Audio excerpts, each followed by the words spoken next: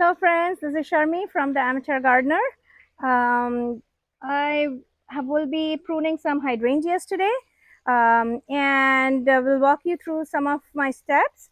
I'm not saying these are the perfect steps or these are the only steps, but this is what I've been doing and it works for me. My whole point of pruning Macrophylla hydrangeas is to get blooms this year. So I don't want to do anything that will end up sacrificing my blooms. So the pruning of these hydrangeas is quite different than how I made another video on my panicle hydrangeas, how I do those. So that one I typically prune to control size, growth, dead dying branches, crisscrossing branches. This one, yeah, if it's dead and dying, of course I'm going to take it out. If it's crisscrossing, maybe. Um, but my whole point here is to make sure that I get blooms this year. So I'm going to look for a joint where we see green growth on both sides, the buds swelling up on either side of the branch, and then I'll be cutting right on top of it. Okay, that will make sure I get blooms this year. A lot of the hydrangeas here are from proven winners. They were bought at least like 4 or 5 years ago. I think some of them will be their fifth year, some of them it will be their fourth. And the ones that I got from proven winners, they are the Cityline series. So I think it's Cityline Mars. There's a Cityline Paris. There may be a Cityline Venice. I forgot what it is, but I do have the stickers, the plant like the tags. But I probably lost like I don't remember exactly which one is which. I sometimes look at the flower, can tell, but sometimes I can't. Some of them are from Endless Summer, and those are the ones that actually bloom, are reblooming. They bloom like a couple of times, so I get another flush out in the fall. Some of them I do, some of them I don't, but I treat all of them the same. The spring flush is the best, and I don't want to lose that. I did put in a whole bunch of a soil acidifier from Espoma this year.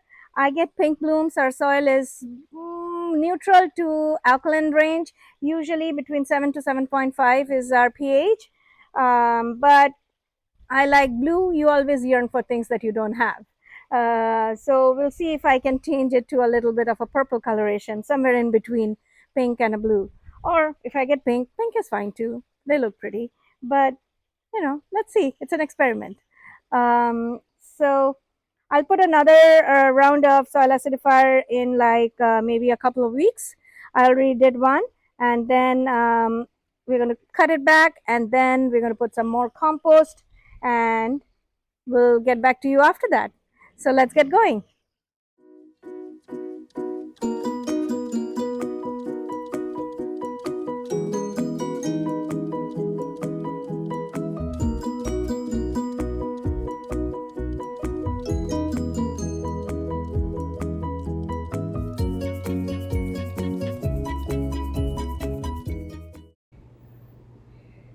Here I'll look for the point where I see the first pair of green growth or buds, and I'm going to cut right above it.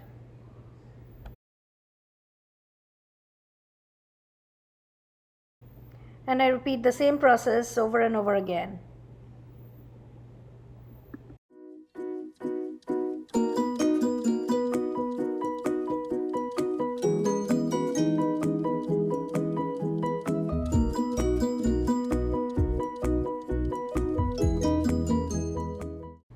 Of course, I'll remove the dead and the dying branches, and probably some branch that is growing in a very outlandish manner. So something that is completely crisscrossing with another one, or something that is growing way too longer than the rest of the shrub.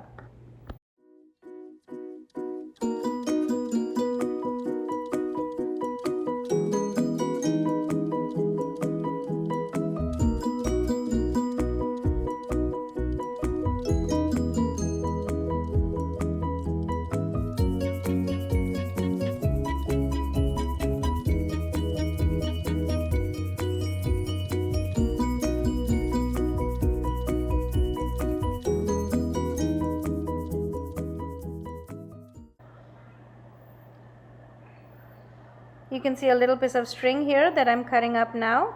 The string was actually tried by myself when I was covering this plant up with frost cloth for the freeze. It kind of makes it a little bit easier to grab all the nice branches together so that I can cover them appropriately.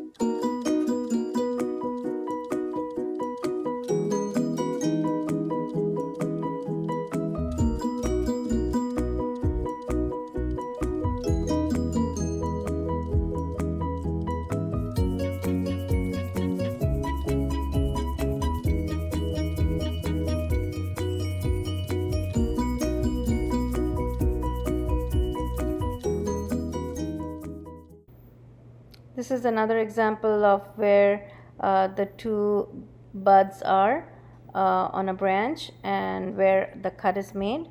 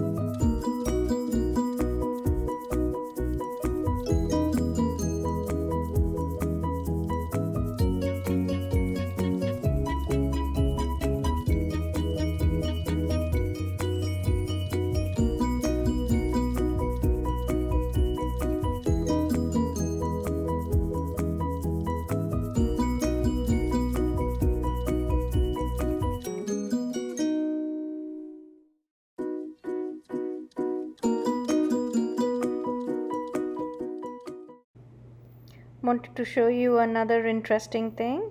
So this is one hydrangea, and then there was a part of a branch that actually passed underneath the soil and then created another separate plant. So basically now I could cut off this section that I'm pointing to right now, and I would have a whole new hydrangea, which is like a clone of the parent plant.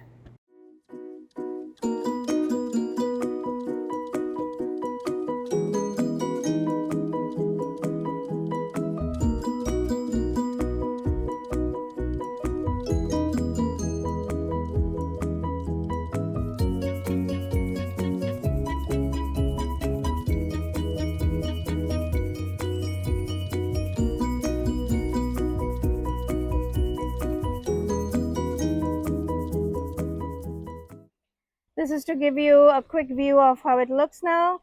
Oh, that's my hose link, ignore it.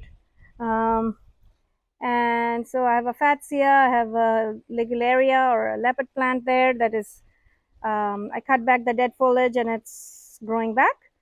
And then this is the second one. There's some more ligularia. That's the ligularia crispata. That's the one with the crinkly leaves. I have a bunch of lemon coral sedum here. And then that little teeny tiny bit of green that you see, that's like my Japanese forest grass. It's growing back. And then I have some, I think this is August fern. And then this is the third one after I cut it back. This one is already flushing out so well.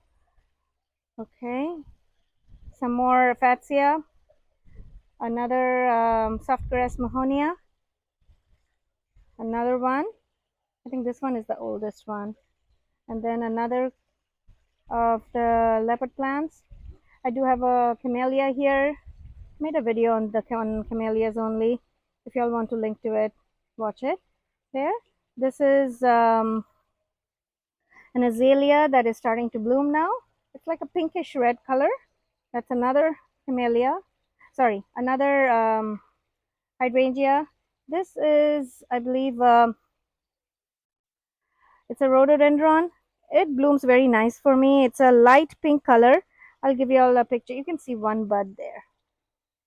There. Picture of the bud there. And then there's another rhododendron here. A whole bunch of irises here. Some, and then we have a lot of Asiatic and Oriental lilies here that will come up over. That will come up over the months. I do have quite a few of philodendron here that fill up the space really well. I also have a kahili ginger here that is already growing back.